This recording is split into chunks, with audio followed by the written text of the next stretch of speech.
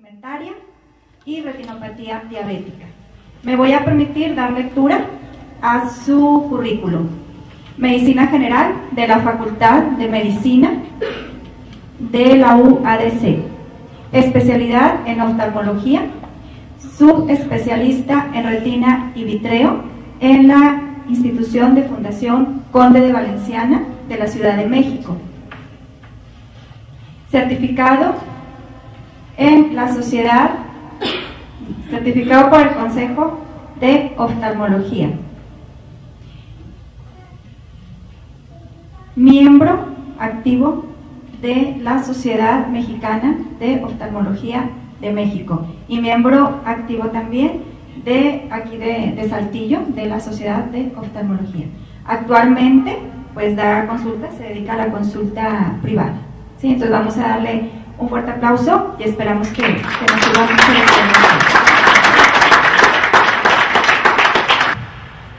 Vivimos en una zona que podría considerarse prácticamente endémica de retinosis.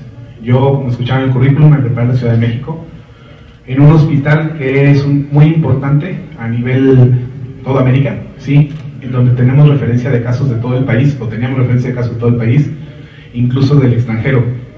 Y yo nunca vi tanta retinosis en el Conde de Valenciana como la que he visto aquí en Saltillo, ¿sí? Y aquí en Saltillo solamente un año estuve trabajando para Salubridad y el resto del tiempo he estado en mi consulta privada y me llega demasiada retinosis. O sea, aquí hay más retinosis.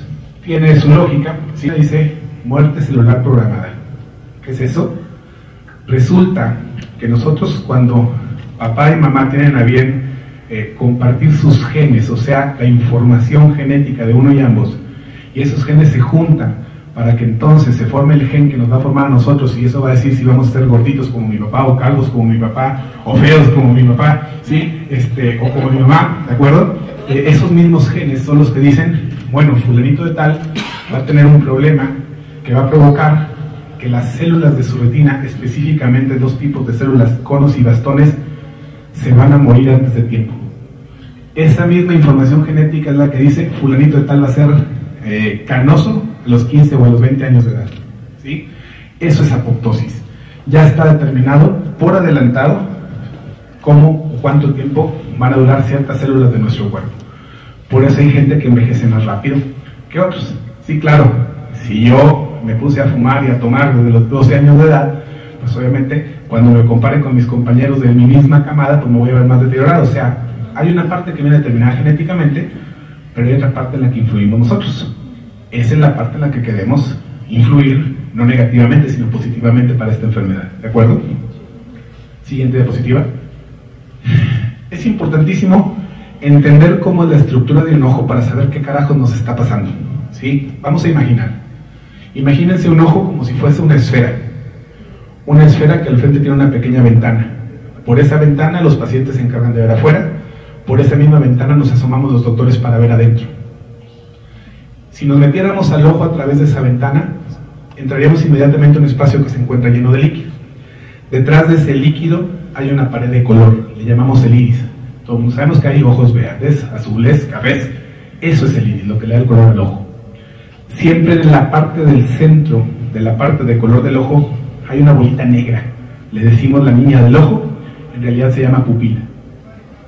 La pupila es un agujero que tiene una propiedad muy importante. Cuando hay mucha luz, la pupila se cierra para no encandilarnos como si fuera una cortina. Cuando hay poca luz, la pupila se abre y eso nos permite ver un poco mejor en la oscuridad. ¿De acuerdo? Atrás de la pupila, en forma normal, tenemos una lente que se llama cristalino, ¿sí? Esa lente tiene que ser transparente, como su nombre lo dice, para que permita pasar las imágenes a través de él. Aparte tiene una cierta graduación que nos ayuda a enfocar las imágenes. Cuando esa lente se opaca, eso se llama catarata. Todo el mundo hemos escuchado que algún familiar o alguna persona, a fulanito lo operaron de catarata.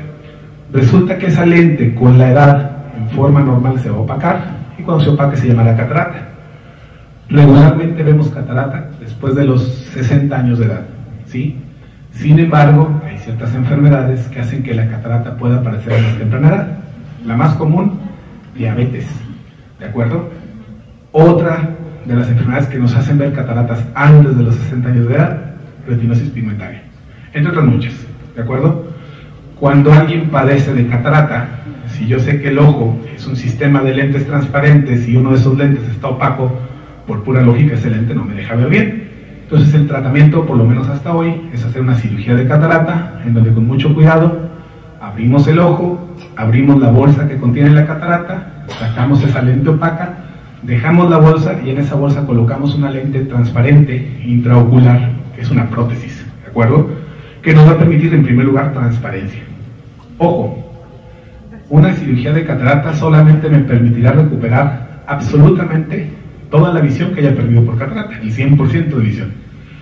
Sin embargo, si hay algún daño, alguna reestructura del ojo que también provoque una baja de visión, obviamente esa visión no va a mejorar con una cirugía de catarata. Lo menciono porque de repente los médicos creamos falsas expectativas en los pacientes, regularmente sin querer, desafortunadamente a veces queriendo, y entonces podemos caer en la tentación de decir verdades a medias. Oiga, fulanito de tal, fíjese que usted tiene una catarata y hay que operarlo, ¿sí? Obviamente hay que operarlo significa le voy a cobrar, ¿de acuerdo? Y entonces usted va a mejorar su visión porque yo lo voy a operar de catarata, va a mejorar el 100% de la visión perdida. Sí, se nos olvida ponerle apellido, de la perdida por catarata, ¿de acuerdo? Pero nosotros tenemos que advertirle al paciente, pero, oiga, acuérdese que usted padece diabetes, acuérdese que usted tiene bien lastimada la retina por diabetes, acuérdese que usted padece retinosis, acuérdese que estuvo un golpe, acuérdese que hay posibilidades de que otra estructura de su ojo esté dañada y entonces la cirugía de catarata no lo mejore. Entonces, es algo que debemos de advertir y que a veces se nos pasa, ¿sí? Y entonces creamos falsas expectativas. La cirugía de catarata es una maravilla para corregir la catarata. Bien, sigamos con el ojo, ya me distraje mucho. Si volvemos a esa esfera, detrás del cristalino, detrás de esa lente que se opaca, esa esfera está rellena de una gelatina transparente. Esa gelatina transparente se llama humor vitrio. Al tomar la forma esférica de un ojo, esa gelatina se convierte en una lente más, la tercera lente, ¿sí? Entonces, hasta aquí el ojo es un sistema con tres lentes, la ventana que se llama córnea, el cristalino que se convierte en catarata y la gelatina. Si los tres lentes son transparentes y están bien graduados, yo puedo ver a través de ellos y además me permiten enfocar las imágenes. Si alguno de estos está mal graduado, bueno, entonces yo veo borroso, pero lo arreglo con un cuarto lente que me pongo acá afuera, un lente de armazón o un lente de contacto, o la cirugía con láser que está tan de moda, en donde con un láser manipulamos a la córnea y le cambiamos la graduación y puedo volver a enfocar esa imagen. Hasta aquí no hay ningún problema, ¿ok? Igual, hasta aquí, todas las partes del ojo que se descompongan hoy día son intercambiables. Se hacen trasplantes de córnea cuando la córnea está opaca, se hacen cirugías de catarata cuando el cristalino está opaco, se hacen vitrectomías cuando el vitrio está opaco, ¿de acuerdo? Vamos a la estructura importante, hablando de visión. La visión está dada por una estructura que se llama retina. Imagínense la retina como un papel tapiz que forra por adentro esa esfera que se llama ojo, ¿de acuerdo? Esa retina captura las imágenes y las concentra a través del nervio óptico y por ahí las manda al cerebro. Imagínense el nervio óptico como si fuera un cable de luz. Todos mundo sabemos que un cable de luz es un forro de hule con un montón de filamentos adentro de copia. Bueno, el nervio óptico es un forro de una sustancia que se llama mielina, que es un aislante natural, ¿sí? Con un montón de filamentos que se llaman neuronas. Eso es un nervio óptico. Finalmente, el ojo es una cámara, ¿sí? Una cámara encargada única y exclusivamente de capturar imágenes. La visión está en el cerebro, ¿de acuerdo?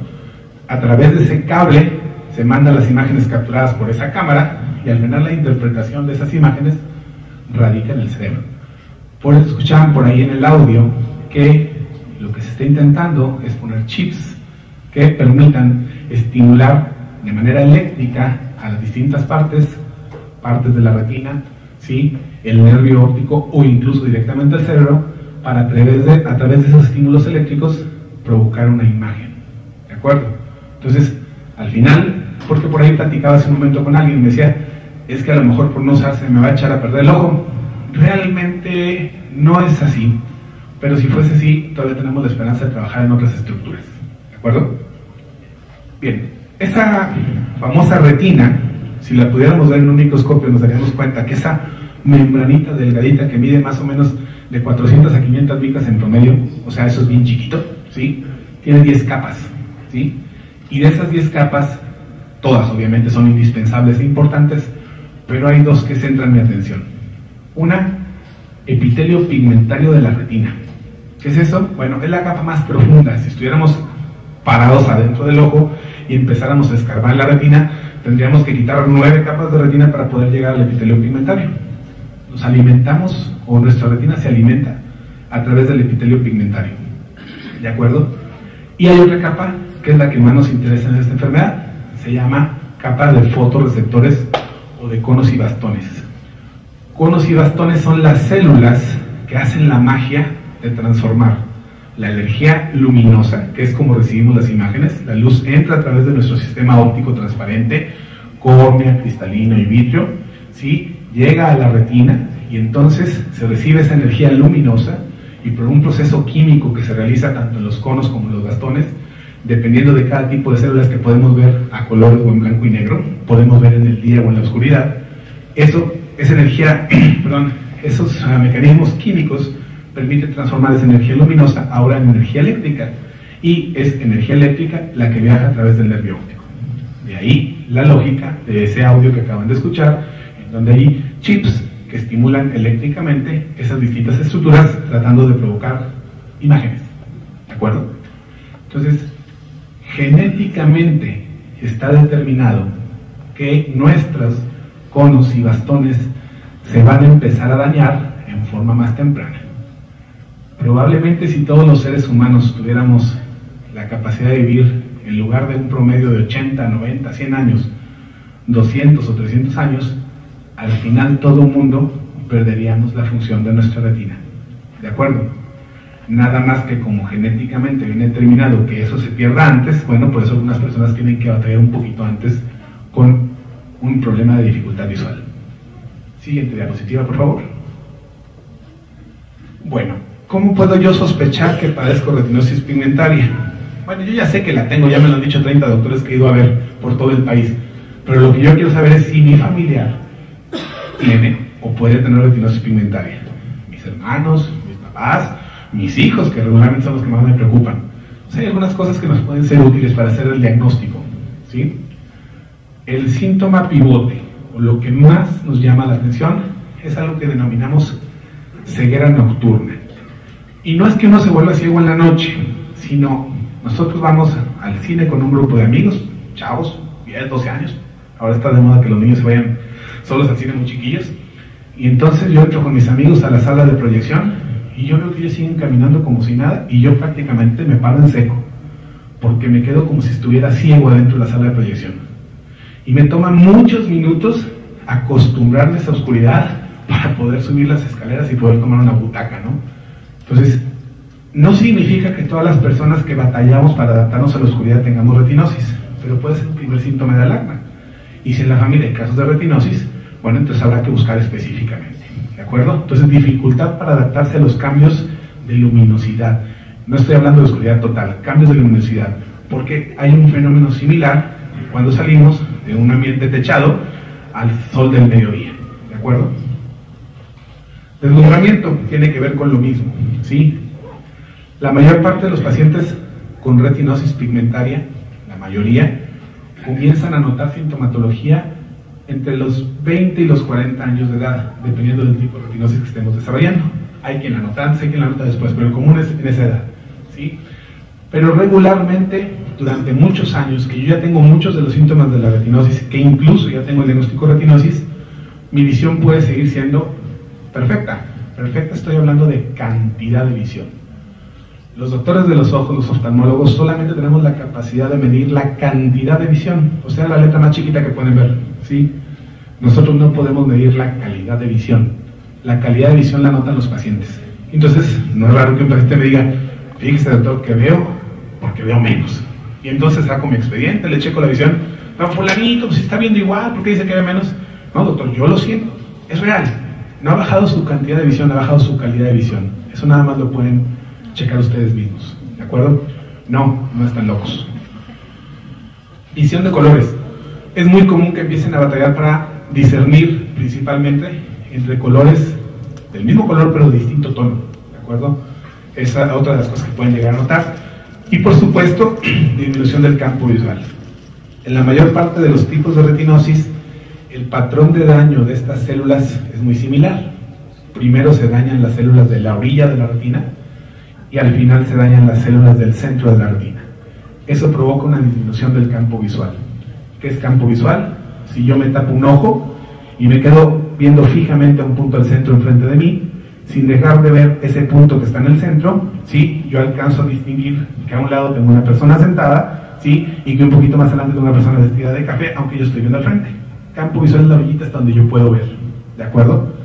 Las personas que padecen retinosis, como sus células se van dañando de afuera hacia adentro, regularmente el síntoma es que su visión va disminuyendo de afuera hacia adentro, pudiendo conservar una visión suficiente para lectura al centro, pero una visión que le hace que les sea muy difícil caminar en la calle, por ejemplo, porque no alcanzan a ver un poste o una rama de un árbol, etcétera, ¿no? De ahí, ¿sí?, que es muy importante las personas que padecen retinosis en buscar técnicas de ayuda para poderse movilizar. Yo sé que a los de Amever no les puedo enseñar de eso porque ellos me enseñan a mí, ¿de acuerdo? Pero a lo mejor aquí hay alguien que no ha tenido contacto con Amever o que apenas acaba de llegar a Amever y que todavía está en esa fase en la que, ay doctor, ¿cómo voy a usar el bastón? Sí, o sea, van a pensar que no veo, que estoy ciego. Al final esto se trata de hacernos la vida más sencilla, ¿no? Y no hay forma, al menos en lo que yo he podido ver, de ser más independiente que una persona que domine el uso del bastón. Ojalá y si alguien todavía está batallando, se dé cuenta, en los que ya lo usan, que es la mejor opción. Siguiente diapositiva. El cuadro clínico. Los doctores englobamos como cuadro clínico los síntomas y los signos. Los síntomas son las cosas que el paciente nota. Los signos es lo que yo le veo al paciente. Y entonces cuando yo voy a revisar a una persona, lo primero que hago cuando llego al consultorio es, a ver, tómese esto. Ya que me platica sus síntomas, yo ya me voy formando una idea de qué puede ser y voy a revisar obviamente todo el ojo y voy a buscar especialmente los signos que pueden hacer que yo confirme el diagnóstico que ya tenía presuntivo de acuerdo a los síntomas. Entonces, específicamente en retinosis, primero revisamos la córnea, que esté transparente, que la pupila tenga la movilidad normal, que se cierre con la luz, ¿sí?, que el cristalino se mantenga transparente, ¿sí?, que el vitrio esté libre de células. Un cristalino transparente es una gelatina transparente. Ahora imagínense una gelatina con grumos. Bueno, esos grumos son las células. Y es un dato característico de los pacientes con retinosis. El vitrio regularmente tiene células de pigmento disueltas en él.